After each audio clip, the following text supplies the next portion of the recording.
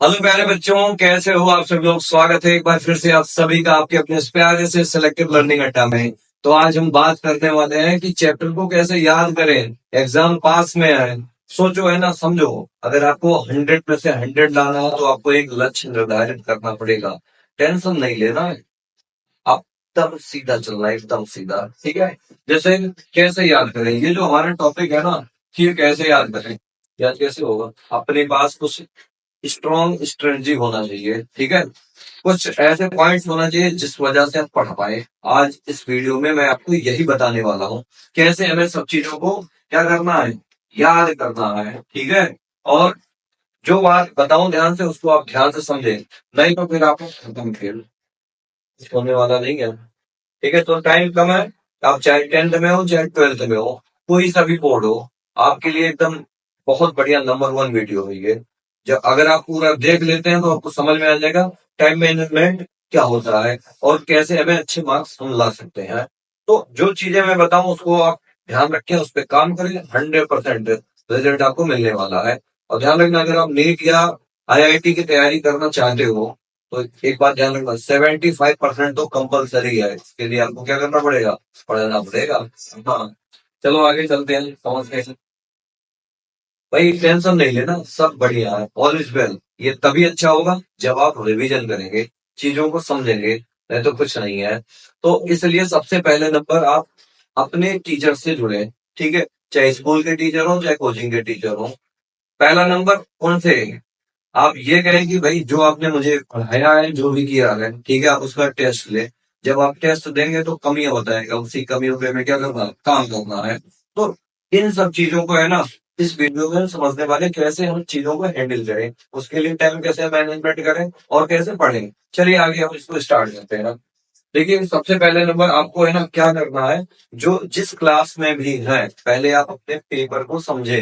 ठीक है। मैथ कितने नंबर का आता है, फिजिक्स कितने की आती है, साइंस कितने का आता है, ठीक है, इंग्लिश कितने का आता है, मतलब पेपर के पैटर्न को समझो। एमसीक्यू क्वेश्चन कितने आते हैं, 1 नंबर के, 2 नंबर के और 4 नंबर, 5 नंबर, जो भी है।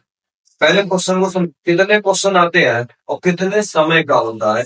अगर आपको ये सब चीजें पता नहीं है और आप टेस्ट भी नहीं दे रहे हो तो आपके नंबर नहीं आने वाले, ये बात गारंटी है, लिख के देता हूँ से आपका नहीं आने वाला नंबर। तो यहाँ पे जो भी बातें मैं बता रहा हूँ, तो हर क्वेश्चन के प्रकार को हमें समझना है और उसमें कितने एमसीक्यू क्वेश्चन आते हैं, कितने शॉर्ट आंसर आते हैं, कितने लॉन्ग आंसर आते हैं। इन सब चीजों को हमें पहले ध्यान से बारीकी से समझना होगा। अगर आप 10th में हैं तो आपका लाइफ का पहला एग्जाम है जहाँ पे आप डरने वाले हैं, डरना नहीं है, चीजों को पहले समझना है। अगर आपको 70, यहाँ पे आपके 100 में से अगर आपको 100 लेके आना है नंबर, ठीक है, जिसमें से आपको 70 नंबर और 30 नंबर तो स्कूल से मिल जाएगा, लेकिन 70 में से 70 कैसे लाए, उसको आपको है ना यहाँ पे समझना पड़ेगा। इस 70 में से कितने एमसीक्यू आते हैं, कितने शॉर्ट आंसर आते हैं और कितने लॉन्ग आते हैं, ये आपको समझना पड़ेगा। ठीक है। और यहाँ पे ये भी देखना पड़ेगा उनके हर क्वेश्चन के कितने समय, मतलब एक मान लो है ना शॉर्ट आंसर है तो आप 1-2 मिनट निपटाओ, लॉन्ग आंसर है तो उसको आप है ना 4 मिनट, 3 मिनट में ही निपटा दो। उसके लिए हमें क्या करना होगा, आना चाहिए ना कि आप कैसे करें, इसको आगे मैं बता रहा हूँ। भाई देखो, ज्यादातर पेपर कितने नंबर के होते हैं, 100 के, लेकिन उसमें से 30 नंबर का बात करें थ्योरेटिकल और 70 नंबर का आपका क्या होगा, थ्योरी। 10th में तो हर चैप्टर में हर कह सकते हैं क्या नाम है, टॉपिक में होता है, चाहे हिंदी हो चाहे इंग्लिश हो चाहे मैथ हो, 6 सब्जेक्ट होते हैं, 6 में से आपको हर हर सब्जेक्ट से कितना मिलने वाला, 30, बाकी 70 आपके हैंड रिटन से होगा। आगे नेक्स्ट, प्रैक्टिकल में तो वही आराम से आ जाता है, उसमें कोई टेंशन नहीं लेना है। बाकी बात रही थ्योरी की, वहीं पे मैं काम करूंगा, उसके लिए ये पूरा लेक्चर आपके लिए बना है। चलो इसको ध्यान से आप समझिए, है क्या इसमें। पहला नंबर, आपको क्या करना पड़ेगा, टाइम का महत्व समझना होगा। ठीक है। टाइम जो आप बनाते हो ना, इस पे होके सुबह में 4 बजे उठ के पढ़ेंगे। सर्दियां आ गई है मुझे पता है, एक बार सोते हैं 4 बजे, जब उठते हैं तो सोचते हैं 1 मिनट और सो लूं। 1 मिनट कब 2 घंटे में बदल जाए पता नहीं चलता है, 4 कब 8 में बदल जाए, 7 में बदल जाए, 6 में बदल जाए, पता नहीं चलता। इसलिए टाइम मैनेजमेंट आप अपने अकॉर्डिंग बनाओ। ठीक है। किसी का कॉपी मत करो। आपको लगता है कि हम रात में कम पढ़ रहे हैं तो रात में देर तक पढ़ो, कोई दिक्कत नहीं है, बस पढ़ो। ठीक है। पढ़ने का मतलब रिवीजन। और ये रिवीजन कैसे करना है, आपको टॉपिक वाइज टॉपिक करना है, ठीक है। हर सब्जेक्ट को आपको देना पड़ेगा टाइम, ठीक है। उसके लिए हमें अपना अपने लिए खुद से क्या बनाना है, टाइम टेबल। अब टाइम टेबल जब भी आप बनाओ है ना, 30 मिनट से ज्यादा मत रखो, क्योंकि जब आप एक एक सब्जेक्ट को है ना 1 घंटे या 2 घंटे का बनाते हैं ना, तो वहां पे दिक्कत आती है। एक दिन में 2 टॉपिक पढ़ पाते हैं, कोई कोई से भी सब्जेक्ट, बाकी सब छूट जाते हैं। इसलिए कितने मिनट का बनाओ, 30 मिनट का, जहां पर आपके है ना 3 घंटे में वो एक बार रिविजन होंगे। 3 घंटे में एक बार सब पढ़ लेंगे, ठीक है। और बीच बीच में आपको 5 मिनट का ब्रेक लेना है, अगर आपको लगता है कि हाँ ब्रेक ब्रेक लेना जरूरी है तो। भाई अगर पढ़ने वाले होंगे तो ब्रेक भी नहीं लेंगे, मुझे इतना पता है। ब्रेक भी वो होगा, बहुत छोटा सा होगा, नॉर्मल पानी वानी पीने जैसा। और अगर नहीं पढ़ने वाले होंगे तो आपका ये ब्रेक है ना पूरा दिन भर का होगा, ठीक है। भाई ऐसे पागलपंती मत करो, बस समझो चीजों को। अब लास्ट मोमेंट है, हमें नंबर अच्छे लाने हैं, ठीक है। तो इस चीज को है ना समझो, अपनी प्राथमिकताएं ना तय करो, क्या चीज जरूरी है और क्या चीज जरूरी नहीं है, ठीक है।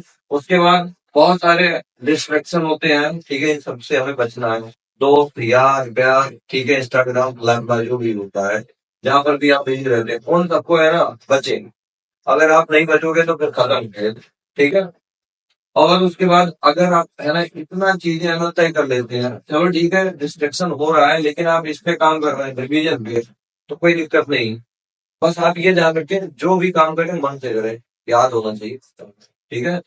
और उसके बाद आपको क्या देना, टेस्ट। टेस्ट खुद से कभी नहीं दे पाओगे, उसके लिए है ना आपके पास जो टीचर है, चाहे कोचिंग के हो चाहे स्कूल के हो, आप उनसे बात करें, सर हमें टेस्ट देना कैसे दें। वो खुद कहेगा चलो मुझे 300 रुपए 30 रुपए दो, और आप आकर के टेस्ट दो, आप जरूर टेस्ट दो। 100% मैं गारंटी लेता हूँ, यही टेस्ट है जो है ना वो रिवीजन भी तुम्हारे लिए निकालेगा, इन सब चीजों को भी खत्म कर देगा। क्योंकि उस टीचर का जो डंडा है ना, इसको भी खत्म कर देगा, इसको भी खत्म कर देगा और इसको बढ़ा देगा। क्योंकि जब एक टेस्ट होगे कम नंबर आएगा, वो घर पे बताएगा या तुम्हें सुनाएगा, ठीक है। तो वहां पे तुम्हारे मन में आएगा नहीं इस बार मुझे अच्छा करना है, अच्छा करना है, तो अपने आप ये चीजें है ना सेट हो जाएंगे, ठीक है। अगला, नींद और अपने स्वास्थ्य को भी क्या करना, ध्यान से रखना है भाई। इसमें मैं मानता हूँ कि भाई नींद आपको प्रॉपर कम से कम, अब स्टूडेंट हो तो 6-7 घंटे तो होना ही है। और उसके बाद मोटिवेट रहे, आप कभी अगर परेशान ना हो कि अरे हमारा ये नहीं हुआ वो नहीं हुआ। अरे जो नहीं हुआ है ना उसमें केवल आप इम्पोर्टेंट देखो, उसको आप पढ़ो। आप किसी टीचर से पूछो, ठीक है, वो टीचर तुम्हें खुद सजेस्ट कर देगा ये इम्पोर्टेंट है ये नहीं है। आप वैसे ही चलो, और फिर जब 2-4 टेस्ट आप देखो दोगे ना, बहुत समझदार बन जाओगे, ठीक है। यानी कि समझ में ये आ जाएगा ये पढ़ना जरूरी है ये पढ़ना जरूरी नहीं है, ठीक है। तो पहले नंबर, टाइम टेबल अपने अकॉर्डिंग सेट करना है, 3 घंटे का बनाओ जिसमें आप 6 के 6 सब्जेक्ट पढ़ सको, 6 या 5, अगर 12th में है तो। बीच बीच में हमें छोटा क्या देना, ब्रेक, अगर आपको लगता है तो। बाकी आप किसी टीचर से मिलो, वो तो टेस्ट लो, वो बिना पैसे के नहीं काम करने वाला, ठीक है। तो उसे 100-200 रुपए 500 रुपए जो भी मांगे वो दो, वहां पे है ना ये चीजें खत्म होंगी और ये बढ़ेगा।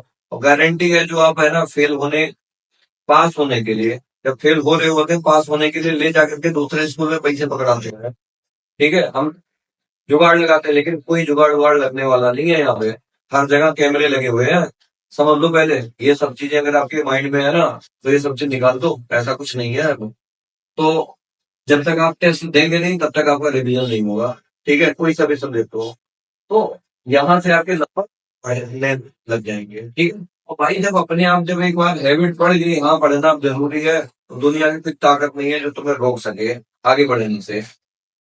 आगे देखो नेक्स्ट, और उसके बाद हमें तो अपने लक्ष्य है ना पर फोकस करो और खुद को एक पॉजिटिव माइंड के साथ आगे बढ़ो, ठीक है, चाहे हम क्लास 10th में हो या 12th में हो।